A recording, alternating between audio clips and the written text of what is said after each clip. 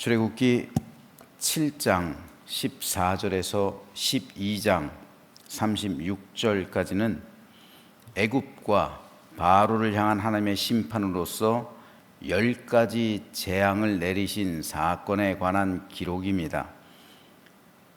오늘 우리가 읽은 9장에는 그 가운데 5번째, 6번째, 7번째 재앙이 기록되어 있습니다. 그래서 7절까지는 10가지 재앙 중 5번째 재앙인 악질의 재앙에 대해서, 8절에서 12절은 독종 재앙, 13절에서 35절은 7번째 재앙인 우박 재앙에 대해서 기록하고 있습니다. 그런데 여기서 우리가 한 가지 알아야 할 것이 있습니다. 하나님께서 애굽에게 내리신 재앙은 모두 애굽 사람들이 섬기던 신들과 관련이 있다는 사실입니다. 즉 하나님은 아무 재앙이나 내리신 것이 아니라 철저하게 의도적으로 애굽 사람들이 섬기던 신들을 대상으로 재앙을 내리신 거예요. 그래서 애굽 사람들이 섬기는 신은 아무 힘이 없는 거짓 신이라는 사실을 증명해 보이신 거예요. 그렇기 때문에 애굽 사람들의 땅은 재앙이 있었지만 하나님을 섬기는 민족이 있었던 고센 땅은 어떠한 재앙도 없었던 것을 대조해서 보여주고 있는 거예요. 즉 애굽 땅에는 우박이 내리고 독종이 있고 악질이 있고 10가지 재앙이 있지만 고센 땅은 구별하셨기 때문에 그 어떤 피해도 없었습니다. 왜냐하면 하나님께서 다스리시는 땅이었기 때문에 이를 대조적으로 보여주고 있는 거예요. 이를 통해서 여호와 하나님만이 살아계신 하나님이요 참된 신이라는 사실, 이거를 애굽 모든 사람에게 알리시는 거예요.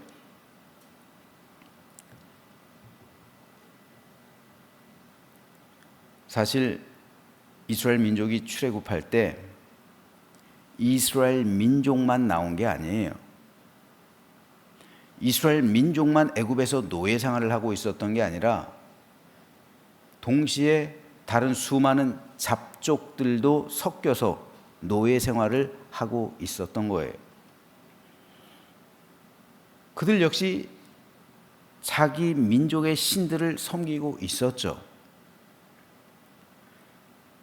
그러니까 출애굽한 이스라엘 백성들 사이에서는 우상 숭배를 할 수밖에 없었던 것이 자기들의 신을 섬기고 있었기 때문에 그래요. 그 출애굽한 민족들 사이에 자신들의 신이 있었기 때문에 그들이 선동해서 이스라엘 민족을 우상 숭배에 빠지게 한 것이 출애굽한 이스라엘 백성들 자체 내에 있었던 그러한 완전하게 동화되지 못한, 그래서 자신의 신들을 섬기고 있는 그 민족적인 어떠한 연합, 거기에서 찾을 수가 있어요. 그런데 하나님께서 애굽의 신들을 징벌하시는 모습을 보고 하나님만이 유일한 신이라는 사실을 그들이 처음에는 깨달은 거예요. 그래서 출애굽한 겁니다. 같이 출애굽한 거예요.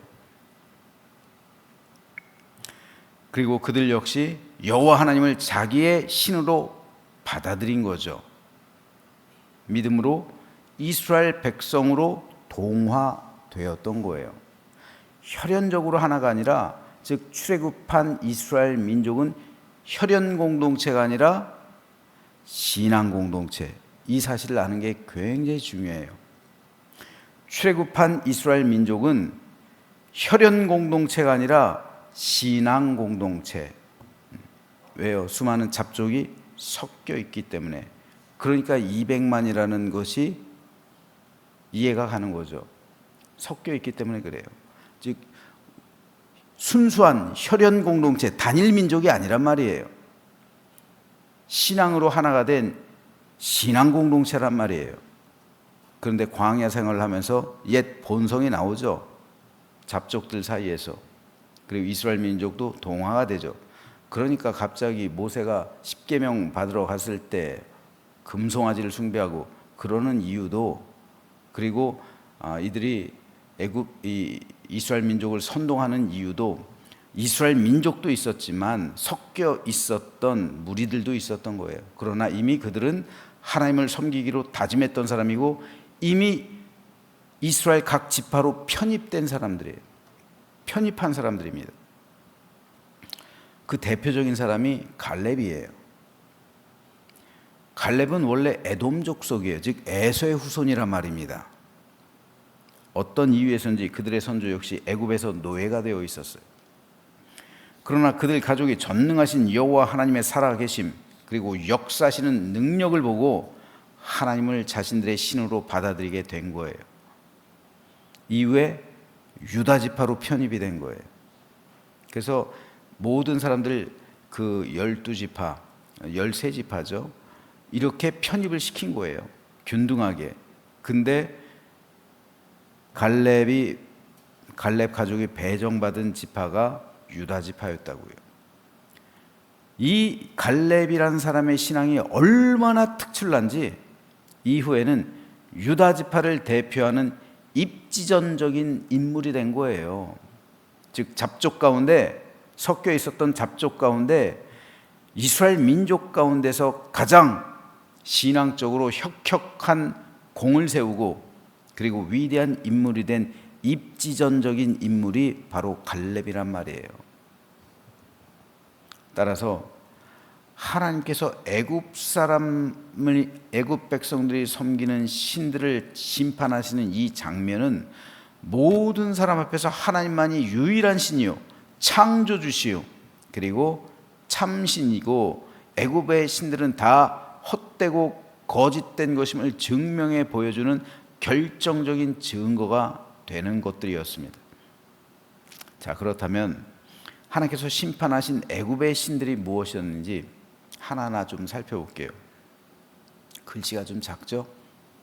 자, 첫 번째 재앙, 나일강이 피로 됐죠. 이 사건은 나일강의 신 크눔을 심판하신 거예요. 나일강을 관장하는 신 크눔. 나일강이 주기적으로 범람해요. 나일강이 범람하니까 이것을 막아주는 신 크눔이 있어요. 크눔이 진노했기 때문에 나일강이 범람하는 것이다 라고 이 사람들은 믿었어요. 그래서 주기적으로 가서 이 나일강의 신에게 제사를 했다고요. 이걸 치신 거예요. 두 번째, 개구리의 재앙. 개구리의 신 헥트, 개구리를 섬겼어요. 개구리는 다산의 상징이에요. 개구리 알들 보셨잖아요. 까만 것들이, 올챙이들이 얼마나 많이 들어있어요. 다산의 신이에요. 그런데 헥트를 섬겼다고요. 다산의 신 개구리. 그러니까 신이 개구리의 형상을 입었다고 믿는 거예요. 개구리의 재앙. 그 신이 너희를 이렇게 괴롭히는 존재다 해가지고 개구리를 심판하신 거예요. 개구리 심판으로 애굽 사람들을 괴롭게 하신 거죠.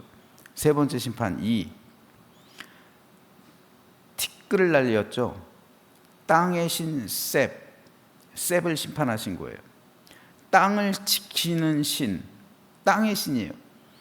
근데 이 셉을 티끌로서 심판하시는 거예요. 그래서 이 셉을 통해서 모든 이 각닭이에요. 각닭이.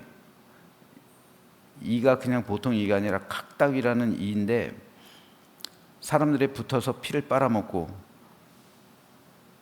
그런 땅의 신을 땅의 신 셉을 심판하심으로 너희들이 믿는 신은 너희를 괴롭히는 것이라는 사실을 보여주시는 거예요. 네 번째, 파리는 곤충의 신 하트콕. 이 파리의 신은요 근동 지역에서도 굉장히 많이 섬겼어요. 파리는 음식을 뭐 부정한 것, 똥 같은데 이렇게 있다가 막 이렇게 음식에도 붙고 그래서 사람에게 병을 옮기고 다니잖아요. 그래서 벨제붑이에요. 벨제붑. 예수님도 말씀하셨죠. 너희가 귀신 들렸다. 예수님 보고 귀신 들렸다 할 때 이 벨제붑을 쓰거든요. 즉 파리의 신이에요. 파리의 신. 부정한 거예요. 이 곤충의 재앙.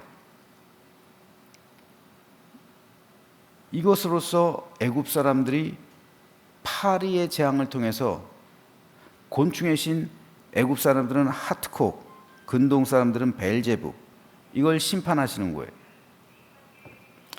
그리고 다섯 번째가 가축에게 돌림병을 주죠. 그래서 돌림병 재앙이 있어요. 그래서 모든 가축들을 죽여요.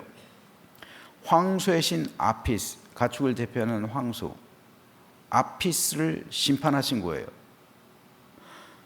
이를 통해서 피조물을 주관하시는 분은 하나님, 이걸 보여주시는 거죠. 여섯 번째, 독종재앙. 이것은 의술의 신 임호텝. 어떤 의술로도 고칠 수가 없어요. 이스라엘 백성들이, 애굽 백성들이 병이 나면 임호텝에 가서 병을 고쳐달라고 그래요. 우리나라도 옛날에 그랬어요. 병 들면은 무당한테 가잖아요. 무당한테 가가지고 굿하잖아요. 굿. 임호텝이에요. 임호텝을 심판하셔서 어떤 것으로도 고칠 수 없음을 보여주세요. 일곱 번째, 우박의 재앙. 하늘의 신, 농사의 신 누트. 근동에서는 팔레스타인 지역에서는 바알에 해당하죠.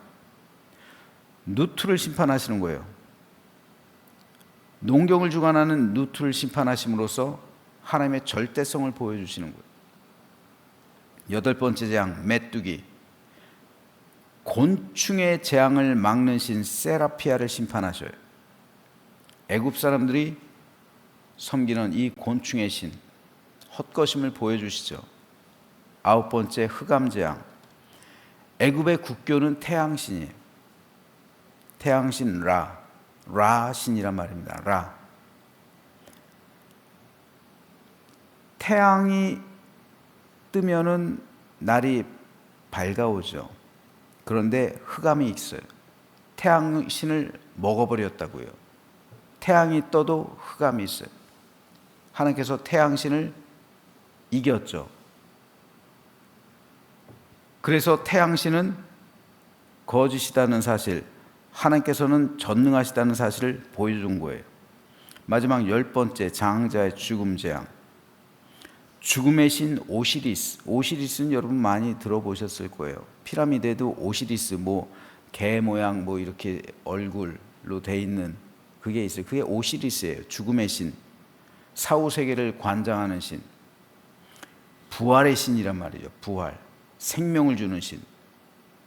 그래서 피라미드 안에는 오시리스가 있는 거예요. 생명의 신이기 때문에. 그런데 죽였잖아요.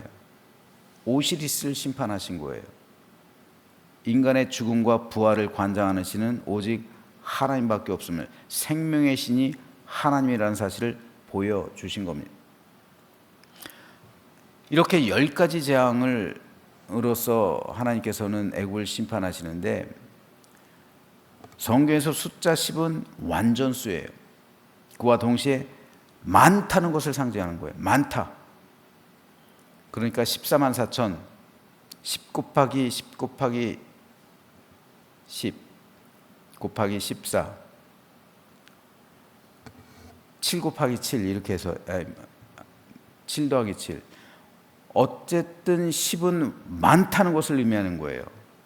따라서 10가지 재앙이란 애굽의 10가지 신을 심판하신 사건인데, 이것은 그만큼 애굽이 만신이라는 것을 말하는 거예요. 꼭 신이 10개가 아니라 수많이 있다는 거예요. 애굽 사람들은 수많은 신을 섬긴다는 거예요. 일본 사람들처럼. 만신의 국가란 말입니다. 애굽 사람들은 하나님께서 지으신 모든 피조물을 신으로 섬기고 있는 거예요. 이 10가지가 대표하는 거죠. 하나님께서는 이 세상을 창조하신 창조주의죠. 하지만 어리석은 사람들은 하나님께서 지으신 피조물을 우상으로 섬기고 있어요. 그러므로 우상 숭배는 인간의 어리석음을 증명하고 있는 거예요. 그래서 하나님의 진노를 가져오는 겁니다. 그렇다면 왜 사람들은 우상을 숭배할까요? 하나님을 몰라서요? 앞날이 불안해서요? 누군가 의지할 대상이 필요해서요? 그런데 그 의지할 대상이 왜 하필 파리, 개구리, 이, 메뚜기 이런 짐승들, 곤충들 그런 것들일까요? 왜 사람들은 자기보다 훨씬 연약한 존재들 대상으로 절을 하고 그것들을 신으로 심지어는 숭배할까요? 이에 대해서 바울은 우상 숭배의 실체를 정확하게 이렇게 말하고 있어요. 그러므로 너희가 그리스도와 함께 다시 살리심을 받았으면 위의 것을 찾으라. 거기는 그리스도께서 하나님 우편에 앉아 계시느니라. 위의 것을 생각하고 땅의 것을 생각하지 말라. 이는 너희가 죽었고 너희 생명이 그리스도와 함께 하나님 안에 감추어졌음이라. 우리 생명이신 그리스도께서 나타나실 그때에 너희도 그와 함께 영광 중에 나타나리라. 그러므로 땅에 있는 지체를 죽이라. 곧 음란과 부정과 사욕과 악한 정욕과 탐심이니 탐심은 우상 숭배니라. 위의 것이란 하늘에 속한 생명과 구원에 관계된 것, 즉 천국에 속한 것을 의미해요. 땅의 것이란 세상에 속한 것, 즉 지옥에 속한 것을 말해요. 욕심과 탐심이 대표적입니다. 육적인 사람들은 이 땅에 살아가면서 땅의 것을 추구해요. 그래서 결국 멸망하는 거예요. 결국 지옥에 간단 말입니다. 따라서 그들의 삶은 지옥적인 거예요. 지옥에 속한 거예요. 그래서 음란해요. 부정과 사욕과 악한 정욕으로 가득하고 탐심으로 그 마음이 채워져 있어요. 바울은 사람 안에 있는 그 탐심이 바로 우상 숭배의 본질, 실체라고 밝히는 거예요. 즉 사람이 우상을 숭배하는 것은 결국 자기 욕심을 채우기 위해서라는 말이에요. 자기를 위해서 우상을 숭배하는 거예요. 자기를 위해서.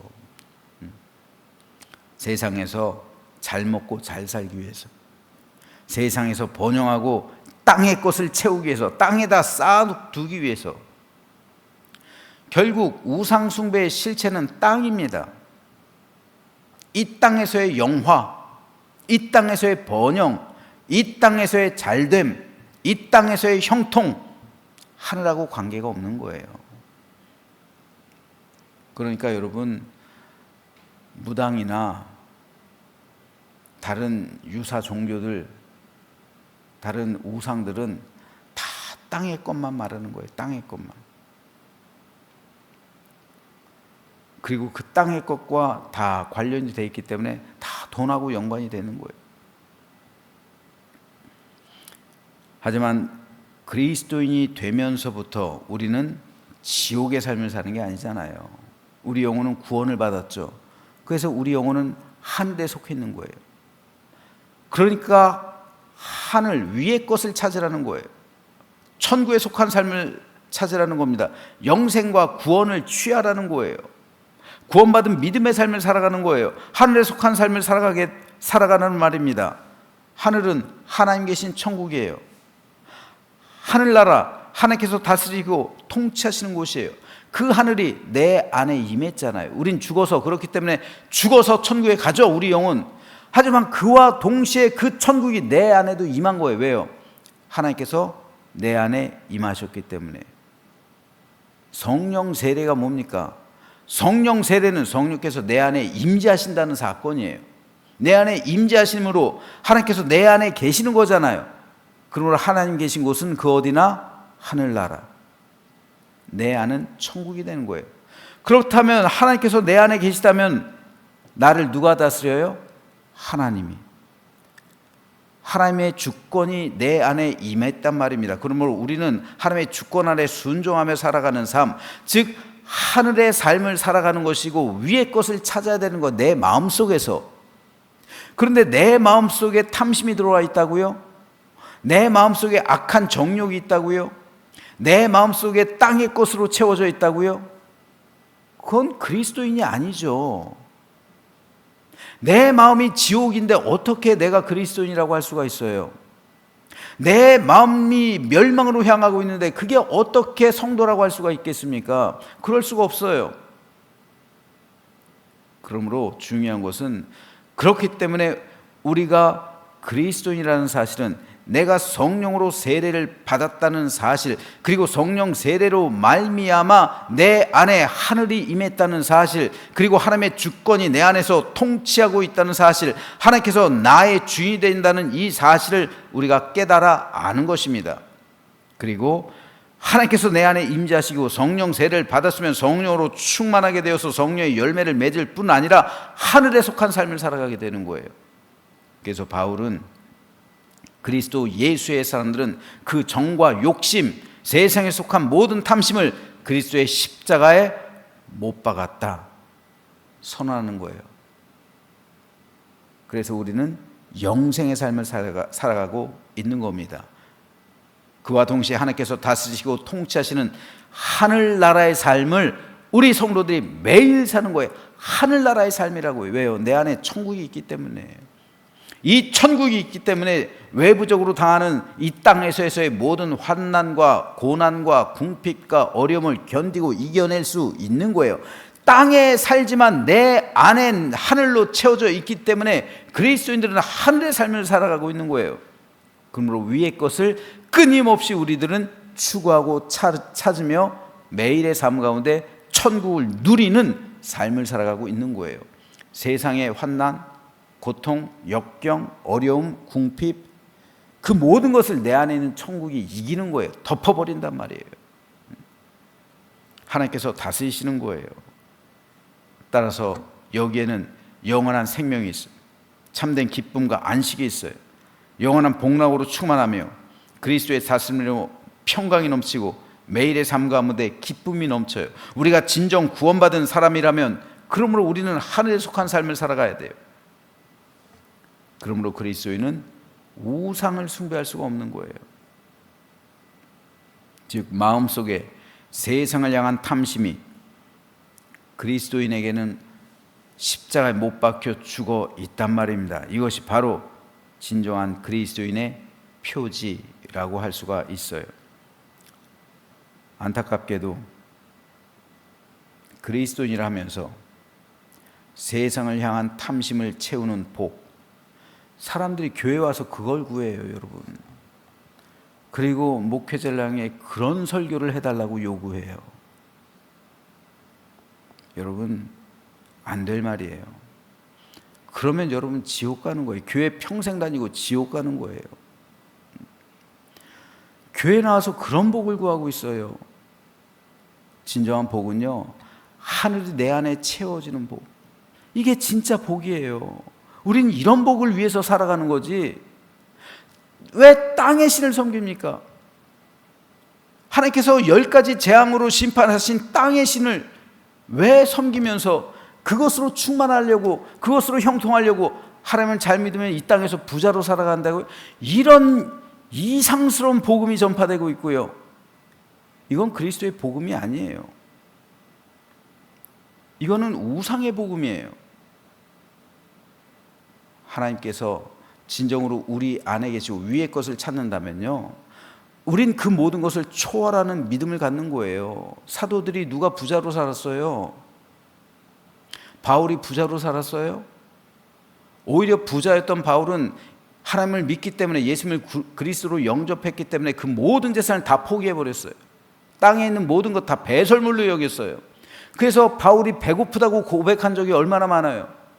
내가 매도 맞고 배도 고프고 춥고 헐벗고 감옥에 갇히고, 마지막에 바울은 처형당했잖아요. 그게 세상적으로 볼 때 복받은 사람입니까? 그런데 왜 교회에서 지금 성도들이 그런 세상에 속한 복을 구해요? 그런 복받는 설교를 해달라고 왜 요청하냐고요? 그래서는 안 되는 거예요, 여러분. 그럼 여러분 지옥 가는 거. 내 안에 있는 탐심을 그리스도의 십자가에 못 박아 죽여야 그 사람이 진짜 그리스도인이죠. 성령께서 내 안에 충만하게 임하셔야, 성령 세례를 받아야 내 안에 천국이 있는 거죠. 내 안에 천국이 있으면 땅의 것을 찾을 수가 없어요. 땅의 것으로 나를 채우려고 하지 않아요. 왜요? 그건 지옥이니까. 이걸 초월해버리는 초월적인 믿음을 갖는 거예요. 여러분, 초월적인 믿음을 가지고 있습니까? 이 믿음이 있어야 여러분이 구원받은 믿음의 증거가 있는 거예요. 그래서 예수님께서는 택함받은 자는 많은데, 초청받은 자는 많은데 택함받은 자는 적다라고 말씀하신 거예요. 교회 초청받아서 교회 나온 사람은 많은데 택함받은 사람은 적다는 거예요. 세상에서 제일 억울한 사람이 한평생 교회 다니고 지옥 가는 사람이에요. 세상 사람은 억울할 것도 없어요. 뭐가 억울해요? 세상 사람이 지옥 가는 게.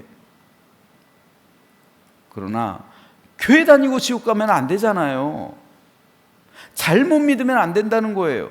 이단들처럼 잘못 믿으면 안 되는 겁니다. 우리가 하나님을 믿되 참된 복음을 믿어야지. 복음으로서 내 마음을 채워야지. 이상한 거짓 복음, 바울이 말한 다른 복음이에요. 다른 복음. 다른 복음이 교회들을 병들게 하고 있는 거예요. 다른 복음을 가지고 마귀들이 교인들의 마음을 조종하고 있는 겁니다. 다른 복음 받아들이면 안 돼요, 여러분. 그건 여러분을 죽이는 복음입니다. 진정한 그리스도인이 된다는 것은 하나님께서 기뻐하시는 믿음으로 거듭나는 것이에요. 그 첫 번째 표지가 바로 내 안에 있는 우상 숭배의 실체인 탐심, 이 탐심을 십자가에서 죽이는 거예요. 이걸 끝장내는 겁니다. 자기를 부인하고 자기 십자가를 지는 거예요. 그렇지 않으면 우리 역시 애굽 사람들처럼 만 가지 우상을 숭배하고 있는 거예요.